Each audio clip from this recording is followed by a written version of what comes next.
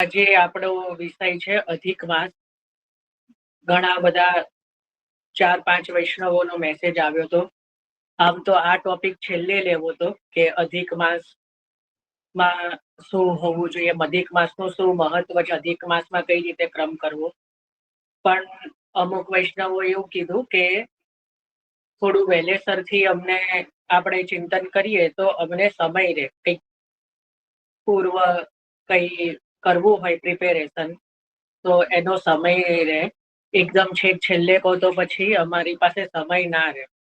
તો એટલા માટે આપણે જે છે આજે અધિક માસનું ચિંતન કરીએ છીએ. સૌથી પહેલા તો અધિક માસ એટલે શું? અધિક માસ એટલે આપણે જે ગુજરાતી મહિના પ્રમાણે 12 મહિના જે હોય એ સિવાયનો એક માસ, દર 2.5 વર્ષે એક વધારાનો માસ, બરાબર, એક વધારાનો માસ, એને કહેવાય અધિક માસ. આ અધિક માસ જે છે એ હંમેશા ચૈત્રથી લઈને આસો મહિના સુધીમાં જ આવે. ક્યારે પણ શીતકાલમાં અધિક માસ આવે નહીં. હંમેશા ચૈત્રથી લઈને આસો સુધીમાં અધિક માસ આવે.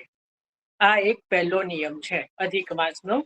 એક જે કુદરતી જે એક પ્રકારનું ચક્ર છે, તો એમાં જે છે કે ચૈત્રથી લઈને આસો સુધી, એટલે હંમેશા ગ્રીષ્મ, વર્ષા અને શરદ, આ 3 ઋતુની અંદર અધિક માસ આવે. એક બીજી રીતે કહીએ કે ગ્રીષ્મ, વર્ષા અને શરદ, આ 3 ઋતુમાં ગમે ત્યારે અધિક માસ આવે. ક્યારે પણ હેમંત, શિશિર અને વસંત એમાં અધિક માસ આવતો નથી. બરાબર. આ એટલા માટે કહી રહ્યું છું કે ધીરે ધીરે જે સેવાને રિલેટેડ વાત કરીશું તો આપણને આ થોડું મગજ મારે. અમુક વસ્તુઓ એવી છે કે બધા જ ક્યારે પણ અધિક માસ આવે તો એના માટે અમુક નિયમો કોમન રહે. બરાબર. તો એના માટે આપણે અધિક માસને પહેલા બેઝિક થી સમજવો પડે કે અધિક માસ શું છે, કેમ આવે છે અને કેમ પ્રાચીન આપણે ત્યાં હિન્દુ સંસ્કૃતિમાં એને જોડવામાં આવ્યું છે. જેમ અધિક માસ આવે ને એમ અમુક સમયમાં ક્ષય માસ પણ આવે. અધિક માસનું વિરોધી શું? ક્ષય માસ. એ કોઈને ખબર નથી હોતી અને બહુ 100 વર્ષોમાં એકાદ વાર કઈ રીતે આવે છે ક્ષય માસ. એટલે જેમ અત્યારે જેઠ માસ છે એવી રીતે ઘણી વાર એવું બને. તો ઉદાહરણ આપું છું કે વૈશાખ પછી સીધો અષાઢ માસ આવે, તો વચ્ચે જે જેઠ માસ ગયો તો એને ક્ષય માસ કહેવાય. એટલે આ મહિનો છે જ નહીં. એવી રીતે શાસ્ત્રોમાં અધિક માસ અને ક્ષય માસ બંનેનું એક ધારાધોરણ આપેલું છે કે આટલા પ્રમાણે જો આપણું જે શુક્લ પક્ષ, કૃષ્ણ પક્ષ એટલે સુદ અને વદ, એ બધું 2 વસ્તુના આધારે ચાલે છે, સૂર્ય અને ચંદ્ર. બરાબર. એટલે સોલર સિસ્ટમ અને મૂન સિસ્ટમ, એટલે સૂર્યના પ્રમાણે જે પૃથ્વીનું અને સૂર્ય વચ્ચેનું અંતર અને પૃથ્વી અને ચંદ્ર વચ્ચેનું અંતર, તો આ બધી જે ગણતરીઓ હોય એને બંધ બેસતું ઋતુ અનુસાર કરવા માટે આ વચ્ચે અધિક માસની ગણતરી અને ક્યારેક અમુક 100 વર્ષોની આસપાસ ક્ષય માસની ગણતરી જે છે એ કરવામાં આવેલી છે. બરાબર. હવે આપણે ત્યાં જે અધિક માસ છે એનું મહત્વ શું છે, આપણે પહેલા એનું ચિંતન કરીએ કે અધિક માસનું મહત્વ શું. તો સૌથી પહેલા અધિક માસનો ઇતિહાસ જે બધાને ખબર જ છે. અધિક માસનું જે મૂળ નામ છે જે હતું પહેલા, એ શું છે? મલ માસ. શાસ્ત્રોમાં જેને કહ્યું મલ માસ. મલ એટલે ખરાબ. મલ એટલે ખરાબ. એટલે કારણ કે મલ માસ કેમ કહ્યું? કારણ કે આ માસની અંદર કોઈ પણ પ્રકારની સૂર્યની સંક્રાંતિ થતી નથી. કારતક, મહા, ફાગણ, ચૈત્ર, વૈશાખ, જેઠ, અષાઢ, શ્રાવણ અને ભાદરવો, આ 12 મહિના છે અને 12 રાશિઓ છે. રાશિ પણ જે છે, રાશિ એટલે જેમ વૃષભ રાશિ, વૃશ્ચિક રાશિ, મકર રાશિ, કર્ક રાશિ, તુલા રાશિ, કુંભ રાશિ, કન્યા રાશિ, તો આ રીતે 12 રાશિઓ છે અને 12 મહિના છે. તો દરેક મહિનામાં, દરેક માસમાં સૂર્યની એક રાશિની અંદર જે છે એ ગતિ હોય છે. સૂર્ય જે છે કોઈ એક રાશિની સાથે ત્યાં સ્થિર હોય છે એક મહિનામાં. પણ આ અધિક માસ એવો છે કે જેમાં સૂર્યની કોઈ પણ રાશિ સામા, કોઈ પણ રાશિની અંદર જે છે એનો સંબંધ રહેતો નથી, ગતિ હોતી નથી. એટલે આ રાશિને જે છે એ એક પ્રકારે જે કહેવાય કે જેમ કોઈ બાળક અનાથ હોય તો અનાથ બાળકને બધા દયાના પાત્રથી જુએ, તો એ રીતે આ માસને, આ મહિનામાં બધું માંગલિક કાર્ય જે છે એ યજવાનું શાસ્ત્રોમાં વર્ણિત છે કે કોઈ પણ પ્રકારના મંગલ કાર્યો જે છે, શુભ કાર્યો જે છે, વિવાહ આદિ, નવું ઘરમાં ગૃહ પ્રવેશ હોય કે કોઈ પણ પ્રકારના માંગલિક કાર્યો આમાં થઈ શકે નહીં. બરાબર. એટલે લૌકિક અને વૈદિક આ બંનેમાં આ માસ ત્યાજ્ય છે. લૌકિક અને વૈદિક આ બંનેમાં આ જે મહિનો છે એ ત્યાજ્ય છે. એટલા માટે આને મલ માસ તરીકે જે છે આનું નામ રાખ્યું. એટલે પછી જ્યારે કીધું કે ભાઈ હવે મલ માસ છે, કોઈ પણ માંગલિક કાર્ય આમાં નથી, એટલે મલ માસ તરીકે આ મહિનો જે છે એનું નામ પડ્યું.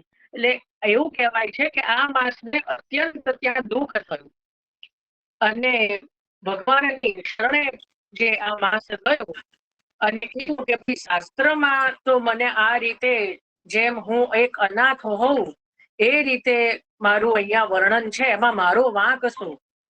એમાં મારો વાંક શું છે? કારણ કે લૌકિક અને વૈદિક રીતે મને ત્યજવામાં આવ્યો, તો આમાં મારો શું વાંક છે? તો અને આ રીતે મારી ઉપેક્ષા થઈ રહી છે, તો આ જે માસ છે એને અતિ દુઃખ થયું. આ એક શાસ્ત્રનું છે, એવું જરૂરી નથી કે એ સાચું જ, એક સિમ્બોલિક, એક ભાવાત્મક પણ આ હોઈ શકે. કઈ વૈજ્ઞાનિક રીતે કોઈ મહિનો રડતો હોય એવું ના હોય, પણ આ એક માન્યતા છે. ત્યારે અહીંયા કહેવાનું તાત્પર્ય છે કે જેનું કોઈ નહીં એનું ભગવાન, જેનું કોઈ નહીં એનું ભગવાન. જ્યારે લૌકિક અને વૈદિક બધી રીતે આ શાસ્ત્રમાં ત્યાજ્ય છે, તો આ મહિનો શું ત્યજી દેવા યોગ્ય છે? શું આ મહિનાની અંદર કોઈ પણ શુભ કાર્ય નથી થવાના કે મંગલ કાર્ય નથી થવાના? તો આ મહિના, જો આ જે મહિનો છે અધિક મહિનો, એનું મહાત્મય શું? તો એનું મહાત્મય એ છે કે જેમ આપણે જોઈએ છે કે ભગવાને પોતાનું સારૂપ્ય યમુનાજીને આપ્યું, કે પોતાના જેવો જ શૃંગાર, પોતાના જેવા જ મુકુટ કાછનીના શૃંગાર જેવા શ્રીનાથજી એવા યમુનાજી છે કે આપણે ચિત્રજીમાં દર્શન કરીએ છીએ. તો એ જ રીતે આ અધિક જે મલ માસ તરીકે જે અધિક માસ હતો, ભગવાને એને 3 વસ્તુ પોતાની આપી. શું આપી? પોતાની 3 વસ્તુ આ મહિનાને આપી. સૌથી પહેલા તો એને પોતાનું નામ આપ્યું કે આજથી તું અધિક માસ કે મલ માસ તો જરાય નહીં કહેવાય, પણ હવેથી તને પુરુષોત્તમ માસ તરીકે તું પ્રસિદ્ધ થઈશ, કે આને પુરુષોત્તમ માસ ગણવું. એટલે પહેલું તો પોતાનું નામ આપ્યું. બરાબર.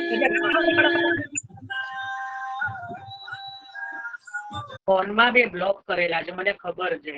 હવે જે લોકોને સત્સંગમાં એટલો બધો ઇન્ટરેસ્ટ જ નથી, મૂવીના ગીતો સાંભળવા છે અને અધિક માસ વિશે સાંભળવા બેઠા છે. આવી ગતિ છે. દરેક વખતે પ્રભુ આ બતાવે છે કે શું કરીએ. હવે એમને તો મેં 1-2 વાર એ બી કર્યા, પણ હવે ઠીક છે, વૈષ્ણવ છે, આપણે વૈષ્ણવ તારો ભાવ રાખીએ. સૌથી પહેલા તો ભગવાને જે છે એને પોતાનું નામ આપ્યું કે તને અધિક કે મલ માસ તો જરાય નહીં કહેવામાં આવે. તને પહેલું તો નામ આપ્યું પુરુષોત્તમ માસ. શું નામ આપ્યું કે પુરુષોત્તમ? તને પુરુષોત્તમ માસ તરીકે જે છે એ ઓળખવામાં આવશે. બરાબર.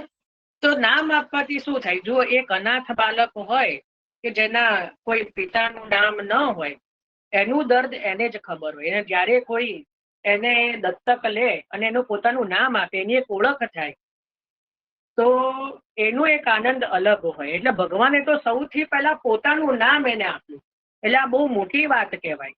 જો કાર્તિક, માગશીર, પોષ થી લઈને આસો સુધી કોઈ પણ નામ, કોઈ પણ માસનું નામ ભગવાનના નામ ઉપર નથી. એના દેવતા જરૂર હશે. કાર્તિક માસના દેવતા, દરેક મહિનાના એક એક દેવતા હોય છે, પણ પોતાનું નામ કોઈ પણ દેવતા કે કોઈ પણ ભગવાને કોઈ મહિનાને આપ્યું નથી. તો આ સૌથી પહેલું તો જે છે કે આ અધિક માસને જે છે એ પોતાનું નામ આપ્યું છે ભગવાને, કે આજથી કે હવેથી તને પુરુષોત્તમ માસ તરીકે ઓળખવામાં આવશે. એટલે પહેલા તો જે છે એ પોતાનું નામ આપ્યું. બહુ મોટી વાત છે. બરાબર. હવે બીજું આપણે ત્યાં, ચલો મને તો આવું કંઈક બોલીએ ને એટલે મને તો પ્રશ્નો થઈ જાય. 84 વૈષ્ણવની વાર્તામાં એક ભગવદીય એવા છે, સોચજો. આ બીજો પ્રશ્ન આપી દઉં છું.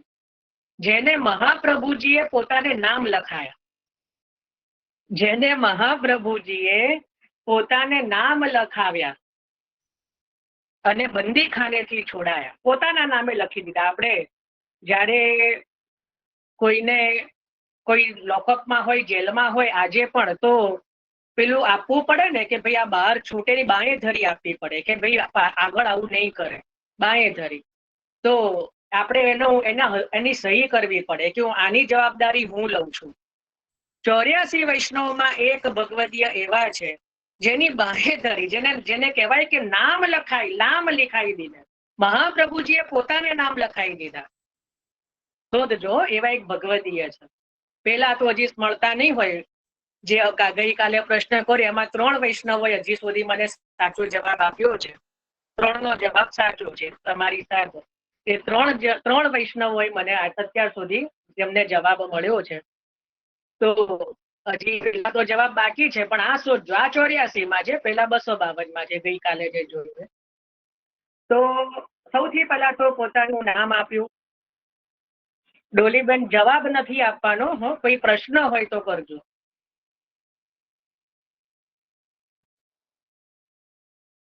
હા સોરી, હું જવાબ આપવા જ બોલ્યું છું, સોરી. ઓકે. જવાબ મળ્યો હોય તો મને વોટ્સઅપમાં આપી દે. તો સૌથી પહેલા તો નામ આપ્યું.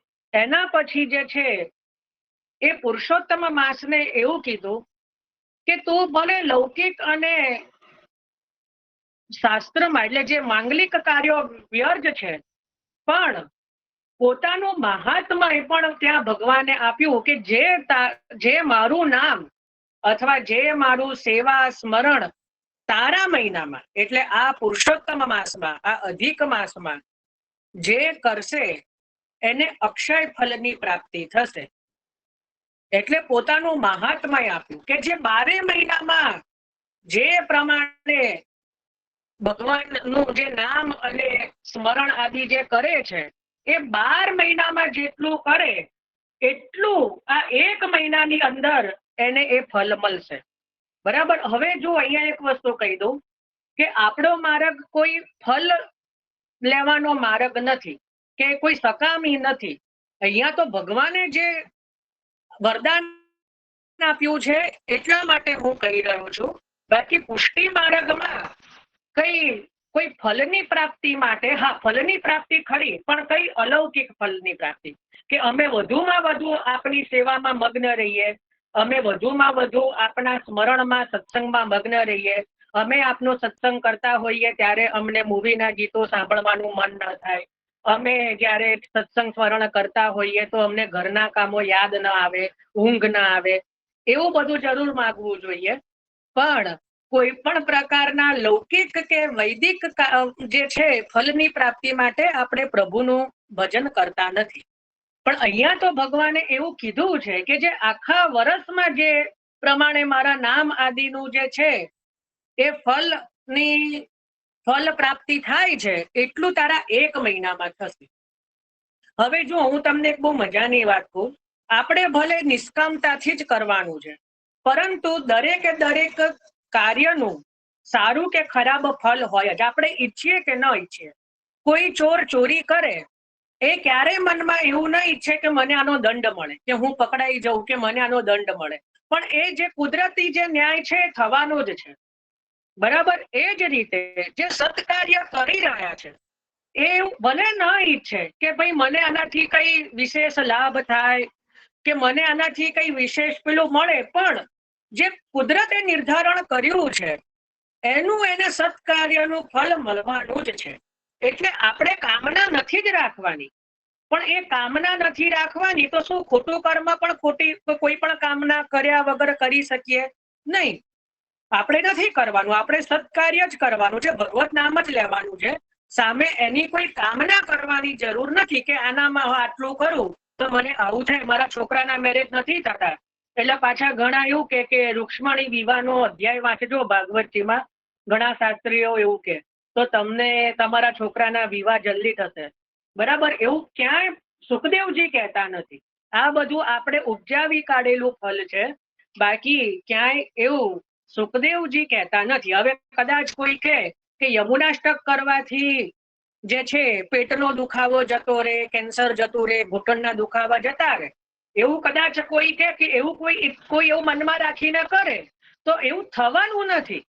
કદાચ પછી કોઈ દવાના કારણે થાય એ વસ્તુ અલગ છે. કેમ? કારણ કે મહાપ્રભુજીએ જે ફલશ્રુતિ યમુનાષ્ટકની લખી એમાં કોઈ આવી ફલશ્રુતિ બતાવી નથી કે ભાઈ આટલા પાઠ કરો, 108 પાઠ કરો તો તમારી ઊંઘની બીમારી જતી રહે કે દુખાવા જતા રહે. આવું કઈ મહાપ્રભુજી કહેતા નથી. બરાબર ને. અત્યારે પણ ઘણા લોકો સંપૂટી પાઠ કરે.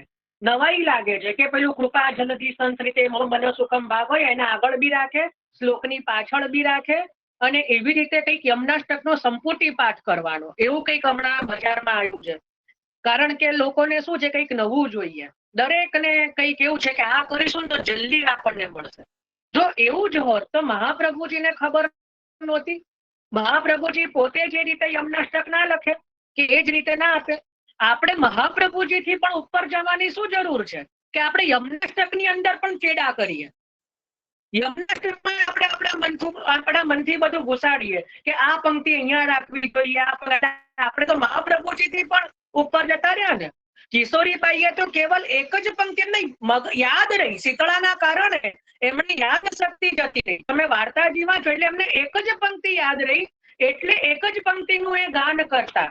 એટલે ભાવ પ્રકાશમાં પણ હરિરાયજી કહી રહ્યા છે કે એક પંક્તિનો ગાનથી કે સ્મરણથી પણ જો આટલી કૃપા થતી હોય તો આખા યમુનાષ્ટકની વાત શું કરવી.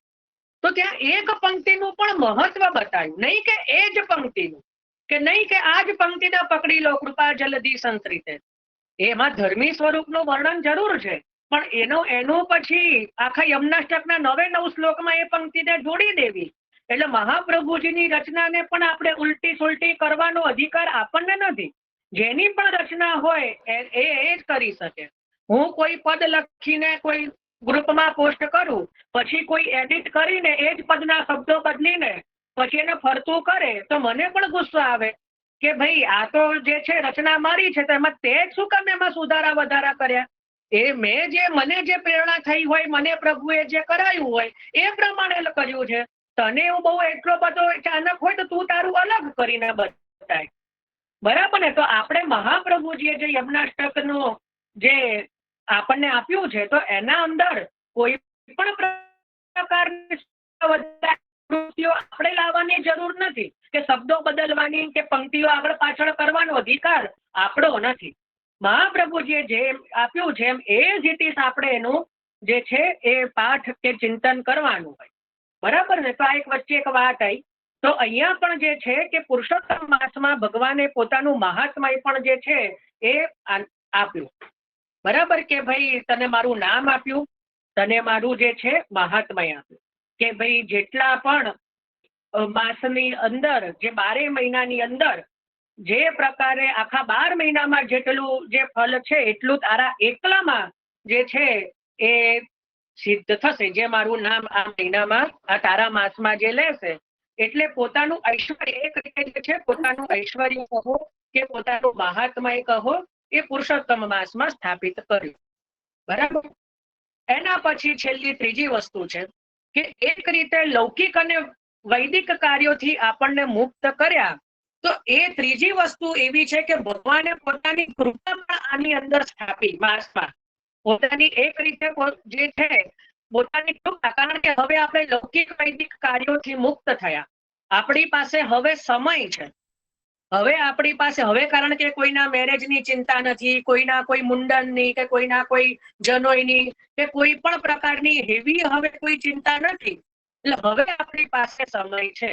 તો હવે આપણે સમયનો બે રીતે ઉપયોગ કરી શકીએ. ક્યાં તો હવે આપણે જે રોજે પંચાયતો કરીએ છીએ એને વધારી દઈએ, કે હવે અત્યાર સુધી તો ખાલી આજુબાજુ વાળાની પંચાયત કરતા હતા, એની જગ્યાએ આગળના 3 ઘરની પણ કરીએ અને પાછળના 3 ઘરની પણ કરીએ, કે તો એક એ રીતે કરી શકીએ. અને બીજું કે આપણે એટલે આ લૌકિક થયું કે ક્યાં તો આપણે આપણું ચિત્ત લૌકિકમાં વધારે કરીએ, ક્યાં તો આપણે આપણું જે મન છે અલૌકિકમાં જોડી દઈએ. બરાબર. તો એક રીતે અહીંયા ભગવાને જે છે પોતાની કૃપા પણ જે છે આ માસની અંદર સ્થાપી, કે જે મારું આમાં અધિકથી અધિક જે સેવન કરશે, સ્મરણ કરશે, સત્સંગ કરશે, તો એને એ ત્યાં સમયનો પણ જે છે એ ત્યાં આપ્યો છે, અને ફલનું તો પહેલા પ્રભુએ કીધું જ છે.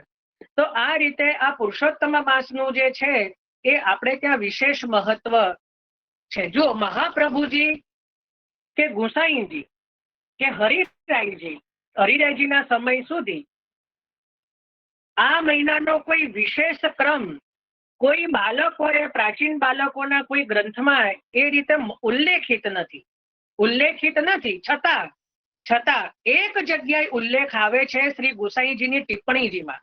ટિપ્પણીજી એટલે સુબોધિનીજીની ટીકા. સુબોધિનીજીની ટીકા કઈ જગ્યાએ આવે છે પણ હું કહું, જ્યાં યુગલ ગીતનું વર્ણન છે, જ્યાં યુગલ ગીતનું વર્ણન આવે છે. યુગલ ગીત એટલે હવે હું અત્યારે સમજાવવા ના બેસી શકું, પણ તામસ ફલ પ્રકરણ છે એમાં રાસ પંચાધ્યાયી પછી ગોપીજનોએ જે ગીત ગાયું એને કહેવાય યુગલ ગીત. વામ બાહુકૃત વામ કપોલો, વામ બાહુકૃત વામ કપોલો. તો આ યુગલ ગીતની અંદર યુગલ એટલે કેમ? કારણ કે બે શ્લોકોના જોડકા છે. બે શ્લોકોના જોડકા છે, એવા 24 શ્લોક છે. એટલે કેટલા જોડકા થયા? 12. કેટલા જોડકા થયા? 12. એટલે એની અંદર મહાપ્રભુજી એવું કહે છે કે અહીંયા આખા વર્ષની લીલાનું વર્ણન આ યુગલ ગીતમાં આવી ગયું, આખા વર્ષની. પણ જે સ્ટાર્ટિંગનો એક શ્લોક મંગલાચરણનો એટલે જે પ્રથમ શ્લોક અને એક ફલશ્રુતિનો અંતિમ શ્લોક છે, એનું પણ જે જોડકું એક થાય, તો એને શ્રી ગુસાઈજી ટિપ્પણીજીમાં કહે છે કે આ અધિક માસની લીલા છે. આ અધિક માસ, કારણ કે ટોટલ શ્લોક 26 છે. એમાં પહેલો શ્લોક જે છે એ શરૂઆતનો જે છે પ્રારંભનો શ્લોક છે, એના પછી જોડકા ચાલુ થાય છે. 12 જોડકા સમજવાનો પ્રયત્ન કરજો. 24 શ્લોક જે છે એમાં 12 જોડકા છે, એના પછી છેલ્લે અંતિમ એક ફલશ્રુતિનો શ્લોક છે. તો જે પહેલો શ્લોક અને છેલ્લો શ્લોક એ બંનેનું પણ એક જોડકું જો કરીએ 13મું, તો એ ત્યાં શ્રી ગુસાઈજી ટિપ્પણીજીમાં કહે છે કે આ અધિક માસની લીલા છે. એટલે અધિક માસમાં પણ કઈ પ્રભુની લીલા સ્તંભી નથી જતી, પણ પ્રભુની નવીન લીલાઓ પ્રારંભ જ રહે છે.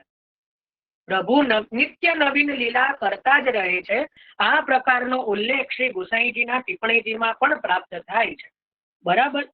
પરંતુ એ શ્રી મહાપ્રભુજીના સમયમાં, શ્રી ગુસાઈજીના સમયમાં, 84,252 ભગવદીઓના સમયમાં, 7 બાળકોના સમયમાં કે શ્રી હરિરાયજીના સમયમાં અધિક માસમાં કઈ રીતે ક્રમ લેવાતો એ સમય એનો કોઈ ઉલ્લેખ મળતો નથી. કોઈ પણ વાર્તાજીમાં કે કોઈ પ્રાચીન સાહિત્યમાં કે કોઈ પ્રાચીન સેવા પ્રણાલિકાઓમાં, હસ્તલિખિત સેવા પ્રણાલિકામાં કે કોઈ કીર્તનના કોઈ એવા અષ્ટસખા આદિના કીર્તનમાં ક્યાંય પણ અધિક માસનો કોઈ અલગથી ઉલ્લેખ મળતો નથી.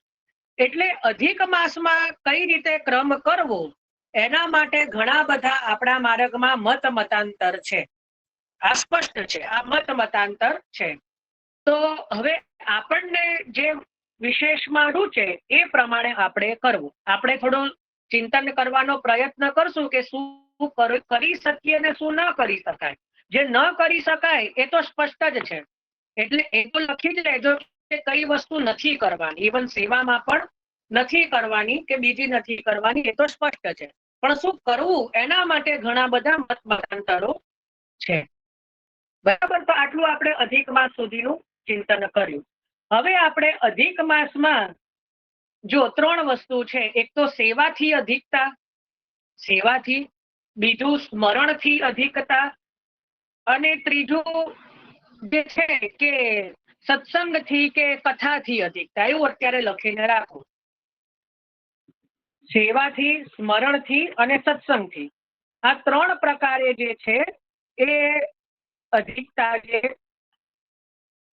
આપણે વિચારી શકીએ કે આપણે આ 3 વસ્તુથી અધિક કરી શકીએ પ્રભુને કંઈક વિશેષમાં. હવે સેવાથી અધિકતા. બરાબર. સૌથી પહેલા આપણે ચિંતન કરીએ કે જો સેવાથી અધિકતા, એક જ મિનિટ, મારા નેટમાં કંઈક ઇસ્યુ લાગે. નહીં કપાય. બરાબર. હવે કપાય તો મને એક જણ કહેજો, પણ હવે નહીં થાય. તો સૌથી પહેલા જે છે આપણે ચિંતન કરીએ કે સેવાથી અધિકતા. સેવામાં આપણે કઈ રીતે અધિકતા કરી શકીએ. બરાબર. કારણ કે સેવા આગ્રહી, આપણે ત્યાં સેવા મુખ્ય છે, તો સૌથી પહેલા સેવાનું ચિંતન કરીએ. હવે જુઓ, સેવાની અંદર શું કરવું એના માટે ઘણા મત મતાંતર છે. જેમ કે ચતુર્થ ઘર કે પંચમ ઘર આદિમાં આજે પણ કોઈ પ્રકારના મનોરથ થતા નથી.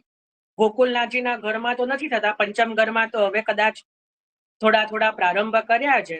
પણ ચતુર્થ ઘરમાં, કારણ કે પ્રાચીન એવો ક્રમ નહોતો કે મહાપ્રભુજી ગુસાઈજી ગોકુલનાથજીના સમયમાં અધિક માસમાં મનોરથ આદિનો ક્રમ તો આજે નથી થતો. પણ બીજા બધા નવનીત પ્રિયાજીથી લઈને શ્રીનાથજીથી લઈને બીજા મદન મોહનજી આદિ બધા જ ઘરોમાં હવે જે છે એ સેવામાં મનોરથ થાય છે. જો મનોરથ કરવા ખોટા નથી, કરવું જોઈએ. ખાલી એમાં એક વિવેક હોવો જોઈએ. આપણે સમજવાનું એ છે કે આપણે કયા મનોરથ કરી શકીએ, કયા ન કરી શકીએ. બરાબર. આના ઉપર જ આપણે આજે સમજવાનું છે મુખ્ય. પેલું સ્મરણનું ને સત્સંગનું તો બહુ ટૂંકમાં પતી જશે કે થઈ જશે, પણ મુખ્ય આપણે સમજવાનું છે સેવાનું, કે જેમાં આપણે ગડબડ કરવાના પૂરેપૂરા ચાન્સીસ છે. હવે સેવામાં મનોરથ કરવા, જો ઉત્સવ કરવાનું નથી કહેતો, શબ્દ મારા ધ્યાનથી જોજો. ઉત્સવ એટલે શું ને મનોરથ એટલે શું? ઉત્સવ એટલે આપણે આખા વર્ષમાં 12 મહિનામાં, ધારો કે આજે અમારે કલ્યાણરાયજીનો પાઠ ઉત્સવ છે. બરાબર. આજે ઉત્સવ છે. અખાત્રીજનો અક્ષય તૃતીયાનો ઉત્સવ હમણાં વૈશાખમાં ગયો, એના પછી નૃસિંહ જયંતિ ગઈ, એના પછી આગળ જે સ્નાન યાત્રાનો ઉત્સવ આવશે. બરાબર. તો એ બધા ઉત્સવ છે. તો આપણે અધિક માસમાં ઉત્સવો થઈ શકે નહીં.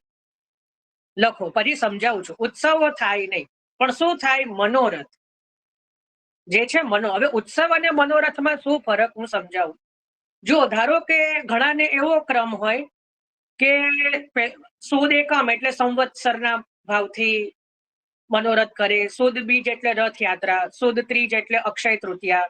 બરાબર. એ રીતે મેં પણ એક આખું લિસ્ટ બનાવેલું છે, હું મોકલીશ. જો કોઈને જોઈતું હોય તો કહેજો, એક મોકલી દઈશ અને તમારે કાયમ કામમાં આવશે. પણ આમાં ધ્યાન એ રાખવાનું છે, હવે માની લો કે સુદ એકમ એટલે સંવત્સર, તો સંવત્સરના કીર્તન કરવાના નથી. તમારે એ દિવસે લીમડો ધરવાનો નથી પ્રભુને. શું કરવાનું છે? કેવલ ફૂલ મંડળીનો ક્રમ થાય અને કીર્તન ફૂલ મંડળી ના થાય. ખ્યાલ આવ્યો? તમારે વસ્ત્ર શૃંગાર, પણ વસ્ત્રમાં પણ તમે જુઓ, હજી મારે એક વસ્તુ આમાં એ કહેવાની, જેમ કે આ વખતે જેઠ મહિનો છે, અધિક. બરાબર. અધિક એટલે પુરુષોત્તમ માસ ક્યારે આવ્યો? વૈશાખ અને જેઠની વચ્ચે. તો ઉષ્ણકાલમાં શું ન થાય? એક તો પ્રભુને મુકુટનો શૃંગાર ન થાય. એટલે આ અધિક માસમાં આપણે શરદનો મનોરથ કરીએ, પણ મુકટ નહીં ધરવાનું, કિરીટ અથવા ખૂંપ ધરવાનું. હવે આનું પણ એટલા જ માટે આપણે શૃંગારની શિબિર પણ લઈ રહ્યા છીએ, પણ હજી આમાં ત્યાં સુધી પહોંચ્યા નથી. મુકુટ ના ધરાય, અને ધરવો હોય ને તો ફૂલનો મુકુટ ધરાય. પણ પેલો જે જડાઉ મુગટ જે શરદ પૂનમના દિવસે આપણે ધરીએ ને, એ અત્યારે આ જેઠ મહિનામાં ન ધરી શકાય. ખ્યાલ આવ્યો? કારણ કે એ નિયમ જે છે એ તોડવાનો નથી. આપણે મહાપ્રભુજીના ઉત્સવ પછી મુગટ બંધ થાય એ છેક પછી અમારે ત્યાં તો જે છે ગુરુ પૂર્ણિમાથી પછી મુકુટનો પ્રારંભ થાય, તો એ વચ્ચે અધિક માસ આવ્યો તો આપણે એ નિયમ તોડવાનો નથી. બીજું, ધારો કે તમે કોઈ એવો મનોરથ કર્યો કે વિવાહનો, કે જેમાં શીતકાલમાં જરીના વસ્ત્ર આવતા હોય, બરાબર, કે કોઈ રેશમી કે એવા ભારે વસ્ત્ર આવતા હોય, પણ અત્યારે અધિક માસ છે એટલે એવા વસ્ત્ર ધરાય નહીં. બરાબર, એવા વસ્ત્રો પ્રભુને જરીના દિના સિમ્પલ જે છે અત્યારે જે વસ્ત્ર એટલે જે ઓઢણી આદિ આવતી હોય એ જ ધરાય. અધિક માસ આવ્યો એટલે નિયમો બાજુમાં મૂકી શકાય નહીં. બરાબર. ત્રીજી વસ્તુ, જેમ અત્યારે લાલન ને શ્રીઅંગના વસ્ત્રો આવતા નથી એ આપણે સમજ્યા છીએ, તો જેઠ મહિનામાં તમે ગમે એટલો મોટો આપણે મનોરથ કરો પણ લાલન ને શ્રીઅંગના વસ્ત્ર ન આવે એટલે ન જ આવે. બરાબર. એના પછી ધારો કે થાળુ સ્વરૂપ હોય તો એને ચોલી ન આવે એટલે ન જ આવે. ચિત્રજી હોય તો એને શ્રીઅંગના જે પેલા જે હસ્તવાળા વસ્ત્રો હોય કે પછી ચાકદાર હોય, ઘેરદાર હોય, એ ન આવે એટલે ન જ આવે. એટલે એ આપણે નિયમોની અંદર રહીને મનોરથ કરવાના છે. તો જે ઋતુમાં જે મહિનામાં અધિક માસ આવે તો એનો જે નિયમો હોય એ નિયમો તોડવાના નથી, ઋતુ અનુસાર મનોરથ કરવાના છે. ખ્યાલ આવ્યો? આટલી સમજ પડી ને? આમાં કોઈને આ વસ્તુ મેઇન છે. આપણે શું કરીએ, અધિક માસ આવ્યો, ચલો સંવત્સરમાં તો ઠાકોરજી ખુલે બંધ ધરે, ઠાડુ સ્વરૂપ હોય તો, પછી લીમડાની કુંપળ ધરે, મિશ્રી ધરે, બરાબર, મિશ્રી આરોગ્ય. તો શું આ શું દેખામે ધારો કે સંવત્સર કરીએ તો ઠાકોરજીને ખુલે બંધ ધરીશું, લીમડો ધરીશું? ના ધરાય. કારણ કે આપણે ઉત્સવ નથી કરી રહ્યા, આપણે મનોરથ કરી રહ્યા છીએ, એટલે કેવલ ફૂલ મંડલી થાય. ખ્યાલ આવ્યો? આપણે મનોરથ કરવાનો છે. એ ચૈત્ર મહિનામાં લીમડો જે છે એ આરોગ્ય પ્રદાન કરનાર છે, જેઠમાં નહીં. જેઠમાં લીમડાનો રસ ન પીવાય, નહીંતર ગરમ પડે. એટલે આપણે એ વસ્તુને ધ્યાનમાં રાખવાનું છે. હવે આપણે માની લો કે બીજના દિવસે રથનો મનોરથ કરીએ. હવે આપણે સામાન્યતઃ રથમાં 4 ભોગ આવે, બરાબર. તો અધિક માસમાં રથ કરીએ એમાં 4 ભોગ ન આવે, એમાં એક જ પ્રભુ રથમાં બિરાજે, એમાં એક જ ભોગ આરોગ્ય. કારણ કે આ રથયાત્રાનો ઉત્સવ નથી, મનોરથ છે. સમજ પડી ને? આ બધા નિયમો પ્રાચીન બાળકોએ બાંધ્યા છે. હું મારા ઘરના નથી કહી રહ્યો. આ બધા રચનામૃતોમાં અને પ્રાચીન ભગવદીઓ અને બાળકો જોડેથી શીખેલા નિયમો છે. ને આના ઉપર મારે હમણાં જ ગયા અઠવાડિયે પંકજ બાવા સાથે પણ ઘણી બધી વિસ્તૃત ચર્ચા થઈ, ખાસી કલાક જેવી, અને મેં મારું બધું ટેલી કરી લીધું કે ભાઈ હું ક્યાંય ખોટો નથી, અને ભગવદ કૃપાથી સાચું જ હતું બધું, અને ઘણું બધું જે છે અમારે ચર્ચા થઈ ગઈ. બરાબર. તો એના આધારે જ હું આ કહી રહ્યો છું કે ભાઈ આપણે જે છે એ ઉત્સવ નથી કરવાના, મનોરથ કરવાના છીએ. બરાબર. ધારો કે આપણે ઠાકોરજીનો વિવાહનો મનોરથ કરીએ તો વિવાહમાં જડાઉ શેરો નહીં, મોતીનો શેરો ધરવો જોઈએ. શ્રીઅંગના વસ્ત્ર નહીં ધરવાના, કેવલ ઓઢણી, લાલન હોય તો ઓઢણી, અને સ્વરૂપ હોય ધારો કે ચિત્રજી હોય તો ઠાડુ વસ્ત્ર, બરાબર, કે ચિત્રજીનું જે વસ્ત્ર ધરતા હો તમે, કે જો નીચેનું જે વસ્ત્ર ધરતા હો, અને સ્વરૂપ હોય તો જેમ અત્યારે આડબંધ પીછોડા આદિ આવતું હોય એ જ ધરવાનું. બરાબર. લાલન હોય તો શ્રીઅંગ ઉપર બત્તીઓ કરીને વધારે શૃંગાર નહીં કરવાના, ગાદીના શૃંગાર વિશેષ રાખવાના, પણ શ્રીઅંગના શૃંગાર તો સૂક્ષ્મ જ રાખવાના, કારણ કે ઉષ્ણકાલ છે. અને કોઈ પણ આખો મહિનો જે છે કુવારા ચાલુ જ રહે. જે જમનાજીનો થાલ છે, જલનો થાલ, તો પ્રભુની આગળ જ રહે. જે ગુલાબ જળનો છિડકાવ તો ચાલુ જ રહે. બરાબર. જે ઉષ્ણકાલના જ અત્તરોનો ક્રમ રહે, ખસ છે, ચંદન છે, ગુલાબ છે, એના જ અત્તરોનો ક્રમ આવે. કે વિવાહ આવ્યું તો ચલો આપણે પેલો શીતકાલના અત્તરોનો પ્રારંભ કરી દઈએ, કેસરનું અત્તર કરીએ, એવું ન ચાલે. બરાબર, એટલે ઋતુને ધ્યાનમાં રાખવાની છે. કોઈ પણ પ્રભુને આપણે પ્રભુનો કોઈ પણ મનોરથ કરીએ તો એમાં ઋતુનું પ્રાધાન્યતા છે કે કઈ ઋતુમાં આપણે મનોરથ કરી રહ્યા છીએ. ખ્યાલ આવ્યો? એટલે ઋતુને અનુસાર મનોરથ કરવા જોઈએ. તો આ મેન છે કે સેવામાં શું કરવું અને શું ન કરવું. સામગ્રીમાં પણ અમુક સામગ્રી એવી હોય કે જેમાં શીતકાલની કારણે જે આદુવાળી સામગ્રી હોય, ગોળની વિશેષ સામગ્રી હોય, કારણ કે ગોળ છે, આદુ છે, એ બધું ગરમ કહેવાય. તો અત્યારે આપણે કોઈ એવો મનોરથ કરીએ તો એવી સામગ્રીઓ ધરવી નહીં કે જે શીતકાલમાં ધરતા હોઈએ. બરાબર, તો શીતકાલની સામગ્રીઓ જે છે એ અત્યારે ઉષ્ણકાલમાં ધરાય નહીં. સામગ્રીની અંદર પણ શૃંગારમાં જેમ કીધું કે મુગટનો શૃંગાર અત્યારે ઉષ્ણકાલમાં આવે નહીં, તો એની જગ્યાએ કોઈ મુગટની જરૂર પડે તો શું કરવું? ખૂંપ ધરવો, કિરીટ ધરવો. હવે આ બધી શૃંગારની સમજ હોવી જોઈએ પહેલી તો. હવે કોઈને મુગટમાં શું ફરક છે, કિરીટમાં શું ફરક છે, ખૂંપમાં શું, હવે એક સમજ જ નથી, તો હવે એમાં તો હું કઈ ન કરી શકું. એ આપણે ધીમે ધીમે શૃંગાર શિબિર કરીશું અને એમાં જેને જેટલું સમજ પડે એટલું. પણ શૃંગારનો પણ એક વિવેક છે. બરાબર, તો આ રીતે છે. હવે ત્રીજી વસ્તુ, અધિક માસની અંદર ક્યારે પણ જયંતી કે કોઈનો પ્રાગટ્ય ઉત્સવ મનાવાય નહીં.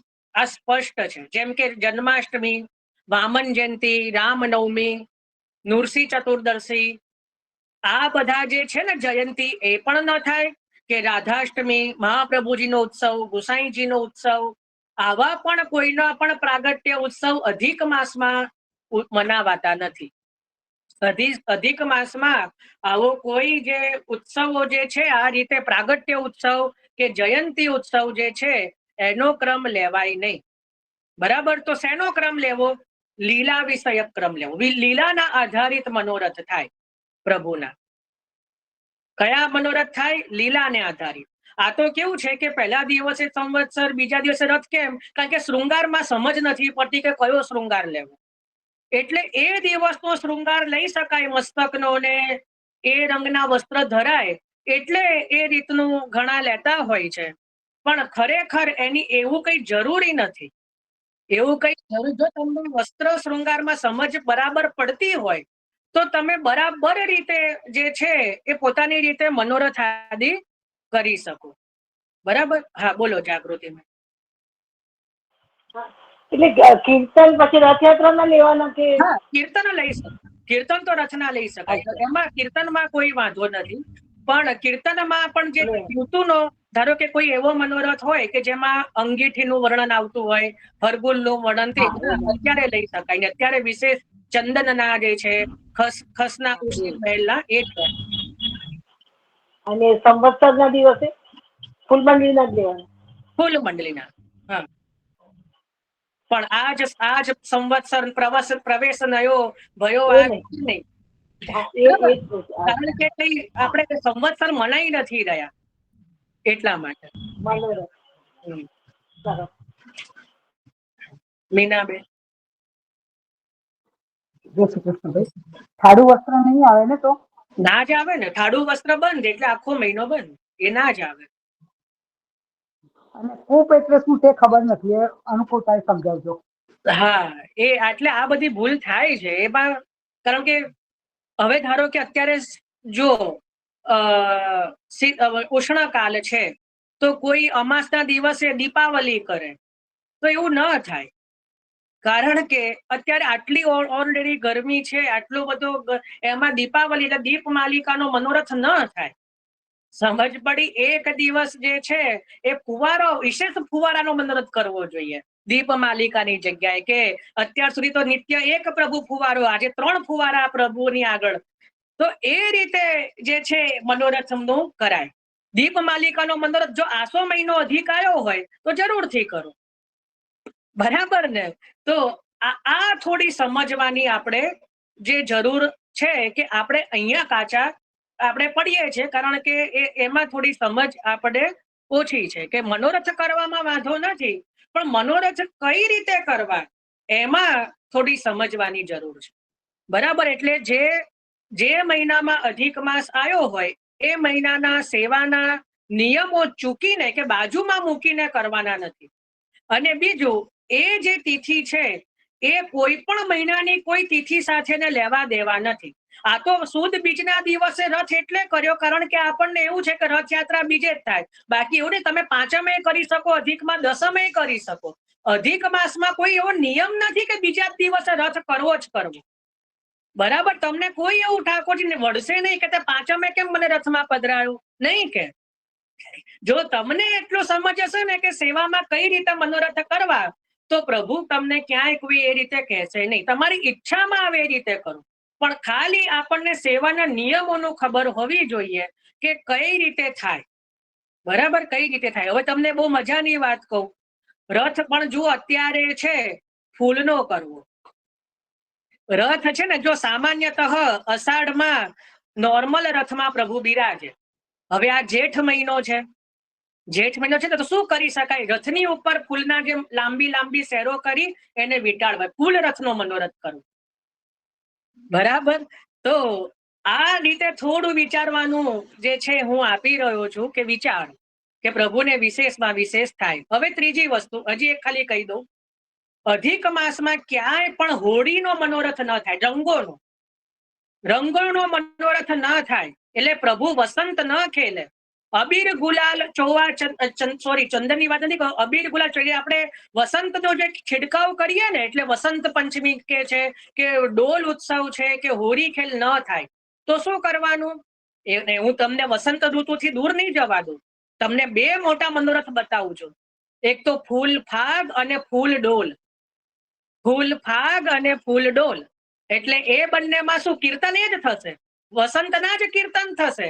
આ જે ગિરધર લાલ કી બાણીક ઉપર સખીરી તન મન તૃણ તૂટેરી, કીર્તન એ જ કરવાનું. પણ પ્રભુની ઉપર અબીર ગુલાલની જગ્યાએ જુઓ, એક તો મોગરાની કે જુહીની કલીઓ લાવવાની અને ચૈત્રી ગુલાબ હોય લાછી એવી ગુલાબી રંગની ગુલાબની કલીઓ લાવો.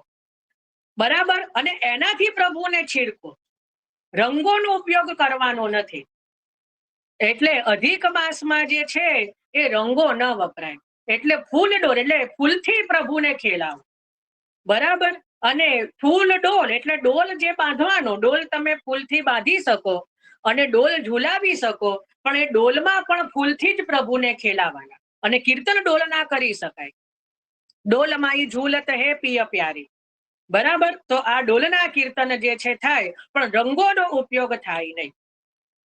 ખ્યાલ આવ્યો? હજી તમને ત્રીજો મનોરથ, જો આ તો મેં શોધ્યો છે, આ મારા મનની ભાવ છે. કોઈને હજી ના, કારણ કે વસંત બધાનું પ્રિય હોય. એક બહુ મજાની વાત જેને કરવો હોય, વાસંતી ઘટા. વસંતી ઘટા. બરાબર. એટલે એમાં શું કરવાનું? ઠાકોરજીને જો હવે આપણે રંગોનો ઉપયોગ તો થઈ શકે નહીં, પણ રંગોથી છાંટા, જે ધારો કે તમને કોઈને ખબર હોય વસંત આગમનનો શૃંગાર એક આવે છે. હવે જેને કેટલાને ખબર છે મને, એમાં ઠાકોરજીને એવા શૃંગાર કરવામાં આવે કે જેમાં ઠાકોરજી વસંત ખેલીને બિરાજ્યા હોય ને એવા લાગે. પણ હોય તો એ એવા વસ્ત્ર જ એવા હોય, રંગોથી ખેલ્યા ના હોય પ્રભુ. હવે આ હું એને વર્ણવી નહીં શકું. આ હવે થોડું શૃંગારમાં જેને સમજ પડતી હોય સેવાની એના માટે છે. તો એવી ઘટા એટલે એવા તમે પીછવાઈ સિદ્ધ કરો, એવા તમે ગાદી તકિયાના વસ્ત્ર રાખો કે જાણે પ્રભુ ખેલીને બિરાજ્યા હોય, પણ ખેલ્યા ના હોય. એ ખાલી એવી છાંટ હોય વસ્ત્રની અંદર. બરાબર. અને પ્રભુને ઓઢણી એવી ધરી હોય, પ્રભુને એવા મસ્તકે છાંટના પાગ કે એવી રીતે તમે ધરી શકો, અને પછી વસંતના પણ કીર્તન કરી શકાય. બરાબર. પણ ખેલ્યા ના હોય. વસ્ત્ર દર્શન કરો તો એવું લાગે કે જાણે પ્રભુ ખેલીને બિરાજ્યા. બરાબર. તો આ વસંત ઋતુના મનોરથ છે. ખ્યાલ આવ્યો કે નહીં? તો આ રીતે જે છે એ વિવિધ મનોરથ જે છે કરી શકાય. હું મારું પણ લિસ્ટ મોકલું તો મારે કશું જોડે રાખવું નથી, પણ હું શેર કરી દઈશ. હા, હવે આપણે પ્રશ્ન માટે હેન્ડ રેસ છે. ધર્મિષ્ઠાબેન.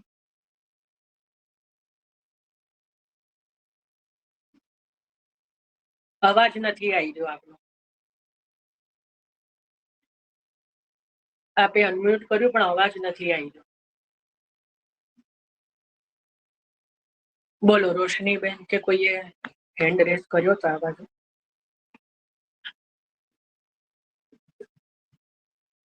અવાજ નથી આવ્યો, મને પર્સનલ માં એવું હોય તો મેસેજ કરી. હા બોલો રશ્મિબેન. જયભાઈ, જય શ્રી કૃષ્ણ. આપે જે વસંત નું કીધું, પણ વસંત ના સામગ્રી અને કીર્તન તો કરી શકીએ ને? સામગ્રીમાં પણ મેં કીધું ને કે ઉષ્ણકાલને અનુરૂપ હોય તો જ થાય. બરાબર. હા આપણે જેમ હા અત્યારે ગોળની સામગ્રી ન થાય તો ન જ થાય. હા, બરોબર છે. તો ઉષ્ણકાલ્ય અનુરૂપ કીર્તન થઈ શકે, કીર્તન જરૂરથી થઈ શકે. હા હા, કીર્તન થઈ શકે. એટલે જે મનોરથ કરીએ એના કીર્તન થઈ શકે. હા. સામગ્રી ઉષ્ણકાળની હિસાબે કરવાની. સામગ્રી ઋતુ અનુસાર, જો એમાં કોઈ બાધ ન હોય ઋતુને અનુસાર તો કોઈ વાંધો નથી. આપે જે લિસ્ટ કર્યું હશે અમને શેર કરજો ને, એટલે અમે પણ પ્રયત્ન કરીશું એવું. હા, વાંધો નહીં. મનોરથના. હા હા, મેં તો એક અને કોમન જ રાખ્યું છે. બધા કોઈ પણ મહિનો આવે તો એમાંથી કોમન જ છે. પછી એમાં ઋતુ અનુસાર થોડાક બદલીને કરી શકાય. એવું નહીં કે મેં આ વખતનું બનાવ્યું. હા, કીર્તિબેન. જય શ્રી કૃષ્ણ. નિશ્ચિત. આપણે ઘરમાં ગૌચારણ, બગીચો, મોરકુટ કરી શકીએ ઉત્સવ ઘરમાં. મનોરથ કહેવાય. હા, એટલે મનોરથ હવેલીમાં થતા છે. આપણે ઘરમાં, આપણું તો ઘર નાનું હોય તો આપણે આમ કેવી રીતે કરી શકીએ? શોર્ટમાં આપણે આમ નાના ઘરમાં કરવું હોય તો એટલે શું કરવું હોય તો? આ ગૌચારણ છે, બગીચાનો છે મનોરથ, પછી આ મોર કુટીર છે. ક્યાં જગ્યા મોટી છે એટલે તમને મોટું લાગે છે. આપણા ઘરમાં જગ્યા નાની હોય તો એ જ રીતે પણ નાના ક્રમમાં કે ધારો કે ગૌચારણ કરવું છે તો પ્રભુને એક જ્યાં પધરાયા હોય ત્યાં આજુબાજુ ગાયો કાષ્ઠની ચાંદીની પધરાવો, બે ગ્વાલ પધરાવો. બરાબર. અને પ્રભુને એ રીતે આજુબાજુ જે છે વૃક્ષ આદિ પધરાવી શકાય. તો પ્રભુને એવું લાગે કે જાણે પોતે શ્રી યમુનાજીના તપકુલીન ઉપર ગૌચારણમાં પધાર્યા છે. બરાબર. ભાવની મુખ્યતા છે. મોર કુટીરમાં જે છે એક તો મયુરનો આખો સાજ આવે છે, આખો મોરનો જે સાજ હોય એ રાખો, આજુબાજુ આખા જે છે એ કળા કરતા મોર પધરાવો જેટલા પણ આપણી પાસે હોય. બરાબર. તો એ રીતે ત્યાં મયુર કુટીરનો મનોરથ થઈ શકે. અને ત્રીજું કયું કીધું? બગીચો. બગીચા, કુંજ બગીચા. એટલે એ તો મેં પહેલા પણ કીધું છે કે આપણા મંદિરની ઉપર જે જગ્યા હોય, જેને ટેરેસ, મંદિરનું ટેરેસ હોય, તો ત્યાં અત્યારે એવા તૈયાર પેલા જે છે ઘાસનું પેલું એને શું કહેવાય એ તૈયાર મળે છે. બરાબર ને? એને શું કહેવાય, એને પાથરવાનું આખું એ તૈયાર મળે છે. એટલું તમારે માપમાં લાવી દેવાનું, માપમાં કપાઈને ને તમે ત્યાં રાખો. ત્યાં પ્રભુનું સિંહાસન પધરાવો. આજુબાજુ જે છે ને એના માટે વૃક્ષ માટે પણ મેં પહેલા કીધું છે કે જૂના કુંજાને રાખવાના. તમને જો યાદ હવે હોય તો, કે કુંજા જે ગયા વર્ષના હોય, એના આગલા વર્ષના હોય, એની અંદર માટી ભરી દેવાની અને એની અંદર પછી બહારથી છોડ જે હોય ને નાના એની અંદર દબાઈ થોડું જળ કરશો ને તો 3-4 દિવસ સુધી એ છોડ એવા ને એવા રહેશે. એ કુંજાની અંદર વૃક્ષોનો ભાવ જે છે એ થશે. બરાબર. અને ના હોય જૂના તો થોડા નવા બી લાવી અને વૃક્ષોના ભાવથી પ્રભુની આજુબાજુ પધરાવાના. અને અલગ અલગ પક્ષીઓ પધરાવો. તો આરામથી, આનંદથી, બહુ ઓછા પ્રયત્નથી કુંજ બગીચાનો મનોરથ પણ થઈ શકે. આવા બીજા કોઈ આઈડિયા હોય તો આપજો ને કરવા માટે. હા? આવા બીજા કોઈ આઈડિયા આપજો ને, થોડા નામે બી ઘરે કરી જુઓ, શકે. ઠાકોરજી આપના છે. ઠાકોરજી આપને આઈડિયા આવવા જોઈએ. એ તો કરીએ છીએ, થોડું તો ટ્રાય કરીએ છીએ, પણ એમ થોડું તમે બી નોલેજ આપો તો અમે થોડું વધારે હું આપીશ, પણ મને જેવું પૂછ્યું ને એવું આપના ઠાકોરજીને કહેવાનું કે આપ અમને એવા કઈક આઈડિયા આપો, આપને કયા મનોરથમાં બિરાજવું. આપના પ્રભુ આપને જરૂરથી આઈડિયા આપશે. આ મારું 100% આપ જ મને કહેવા આવશો કે જો આજે પ્રભુએ આવું કરાયું, એટલે હું આપીશ, નો ડાઉટ. પણ આપ આપના પ્રભુને પણ પૂછો, આપણામાંથી જે પણ સ્વરૂપ હોય એને કહો, પ્રભુ આજે કયો મનોરથ આપણે કાલે કયો કરવો છે. પહેલા કહેવાને પ્રભુ થોડું વઢવાનું કે 2 દિવસ પહેલેથી કહેજો પૈસા. એવું છે આગલા દિવસ આવીને ના કહેતા કે એ દિવસે ના કહેતા. અમને બી તૈયારીનો સમય, જેમ મને કીધું ને બધાએ 4 કે અમને અત્યારથી ભાઈ માહિર કહી દો તો અમે તૈયારીઓ કરીએ. તો એવું પ્રભુને બી કહો કે પ્રભુ થોડા દિવસ પહેલા જે હોય ને કહેજો, છેલ્લી ઘડીએ ના આવતા, પછી નહીં થાય. તો પ્રભુ પણ થોડા પહેલેથી બધું જે છે એ કહેશે. બરાબર. તો જરૂરથી મને બી હું કરીશ. જેમ કે ગિરિકંદરાનો પણ મનોરથ થાય. ગિરિરાજજી, જો ગિરિરાજજી બી છે ને હા, આપ મ્યુટ કરજો ને, નહીંતર અવાજ પેલું એ થશે. ગિરિરાજજી છે ને, નાના નાના છાબ લાવવાના, નાના નાના છાબ મળે. પછી એની ઉપર શ્યામ વસ્ત્રનું તમે એ કરી દો, વીંટી દો, અને પછી એને આમ પધરાવો ને તો આખા ગિરિરાજજી બને. બરાબર, તો એ રીતે પણ કરી શકો. ઘણા બીજી રીતે પણ કરતા હોય છે. પછી ગિરિરાજજીની કંદરામાં પ્રભુને પધરાવું. બરાબર, તો એ રીતે પણ થાય. યમુનાજીના પુલિનનો મનોરથ થાય, પનઘટ આદિનો, કે આગળ તમે શ્રી યમુનાજીના ભાવથી, અત્યારે તો કુંડ આવે જ, કે જલની પરાત આવે જ. બરાબર, પ્રભુનું ત્યાં સિંહાસન પધરાવો, ખંડપાટ સીડી પધરાવો. તો જાણે પ્રભુ યમુનાજીના અને આજુબાજુ તો વૃક્ષ વેલીઓ આદિ જે કીધું મેં, કે આ કુંજ આદિ મૂકીને કરી શકીએ. તો આ રીતે પનઘટનો મનોરથ થાય. બરાબર, પછી એક બીજો મનોરથ છે સુક વાટિકા. સુક વાટિકા એ બહુ બધા છે ને પોપટો વસાવાના, ખીલોના. બરાબર, એટલે જેમ મયુર વાટિકા હોય એવી રીતે સુક વાટિકાનો પણ મનોરથ થાય. એના પછી જે છે કમલ તલાઈ, કે બહુ બધા કમલો, ઠાકોરજીનો જે મોટી પરાત હોય એની અંદર આપ જે છે કમલ પધરાવો. તલાઈ એટલે તળાવ, કમળથી ભરેલું તળાવ. પછી એ જે મોટું જે પાત્ર હોય એની અંદર બાજોઠ પધરાવો. બાજોઠની ઉપર પ્રભુ સિંહાસન, એટલે પ્રભુ જલની અંદર પણ જલથી ઉપર બિરાજે, અને આજુબાજુ આખા કમલ જ કમલ હોય, તો એને કહેવાય કમલ તલાઈનો મનોરથ. બરાબર, એ જ રીતે મોગરા મંડલીનો મનોરથ, કે પ્રભુને જલમાં જ પધરાવવાના અને જલની અંદર મોગરાની ફૂલ મંડલી કરો. બરાબર, તો આને શું કહેવાય? મોગરા મંડલીનો મનોરથ, કમલ તલાઈનો મનોરથ. બરાબર, આ બધા ઉષ્ણકાલમાં પ્રભુને સુખ આપે એવા મનોરથ. ખ્યાલ આવ્યો? એ રીતે ચંદનના વિશેષ મનોરથ થઈ શકે, ખસખાનાના થઈ શકે, કલીના શૃંગાર. હવે તો કલીના શૃંગાર પ્રારંભ થઈ ગયા, તો કલીના સુંદર સુંદર શૃંગાર મનોરથ થાય ઉષ્ણકાલમાં. બરાબર, તો આ રીતે જે છે મનોરથનો ક્રમ જે છે લઈ શકાય. ચલો, હવે આપણે પાછા પ્રશ્નોમાં પ્રવેશ કરીએ છીએ. હા, જાગૃતિબેન. આપણે હિંડોળાનો મનોરથ થાય. હિંડોળા બધું જ થાય, પલના હિંડોળા બધું જ થાય. અત્યારે એક વિશેષ ઉષ્ણકાલ છે તો ખસના હિંડોળા, એ આમાં શ્રાવણ મહિનામાં જુઓ ખસના હિંડોળા ન થાય, પણ અત્યારે ઉષ્ણકાલ છે તો ખસના હિંડોળા થાય. બરાબર, એ પણ ઘરે થઈ શકે. શું કરવાનું? બહુ બધું ખસ લાવવાનું, પછી એને બાંધી દેવાનું થોડી થોડી એની પેલી જોડીમાં, અને પછી એને હિંડોળાના જે ખંભ હોય ને એને એની સાથે બાંધી દેવાના. ખસના એ પેલી જોડીઓને દાંડીઓમાં ખસ બાંધવાનું, પણ એવું ખસ બધું કે પ્રભુને હાથમાં વાગે નહીં, પ્રભુ પકડે તો એ થોડું કોમળ એ રીતે થોડી જગ્યા રાખીને બાંધો તો આ ખસનો હિંડોળો થઈ ગયો. પછી જયારે પ્રભુ ઝૂલે ને ત્યારે એની ઉપર ગુલાબ જળ ખસ ઉપર કે સેજ જલ છાંટો તો પ્રભુને કેવી ઠંડક આવે. તો આ જે છે ખસના હિંડોળાનો મનોરથ. તો હિંડોળા પણ થાય ઉષ્ણકાલમાં, પણ જે પ્રભુને સુખ થાય, ફૂલના હિંડોળા થાય, કમલના હિંડોળા થાય. બરાબર, તો આ રીતે જે છે અલગ અલગ હિંડોળા પણ ઉષ્ણકાલની અંદર પ્રભુને સુખરૂપ થઈ શકે. ચલો, રશ્મિબેન. ચોપાટનો પણ થાય ને? ચોપાટ આપણે કરી, ચોપાટ પ્રભુ, ચોપાટ તો નિત્ય પ્રભુને ખીલોનામાં આવે. એટલે મનોરથ ચોપાટનો કરી શકાય. એટલે શું? પણ ચોપાટનો મનોરથ એટલે પ્રભુની સન્મુખ આપણે ડ્રાયફ્રૂટની ચોપાટ હોય, કે પછી આપણે કઠોળની ચોપાટ ને એને સાચી કહેવાય. અચ્છા, સાચી થઈ જાય. આપ સદા સાંજી નો કહી રહ્યા છો. કઠોળની સાંજી, ફૂલની સાંજી, એ જ ને? એટલે એમની ચોપાટ આપણે અથવા કાપડની પણ મોટી કરી શકીએ. મેં એક ઝાંખી કરી, કાપડની ચોપાટ કરવાની, અને વચ્ચે પ્રભુને બિરાજવાના, ને આજુબાજુ ગોપી હોય એમ 4-4. અચ્છા, એ બાળ લીલાના ભાવથી કરાય. પછી બાળ, હા, કરી શકાય, એમાં કઈ વાંધો નથી. હા, કેમ કે મેં ઝાંખી કરી ને એક વૈષ્ણવને ત્યાં, એટલે ખ્યાલ છે. ઘણું બધું કરતા હોય છે. આનો મને બહુ આઈડિયા નથી, આવું ક્યાંય જોયું નથી, પણ કરી શકે. આમાં કઈ ખોટું નથી.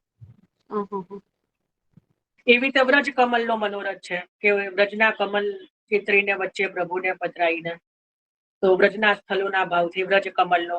એના પછી ખટ ઋતુનો. તો આવા બધા ઘણા બધા મનોરથો જે છે એ થાય છે. ચલો, હવે ભક્તિ ઠેકડી, કોઈ પ્રશ્ન છે? અવાજ નથી.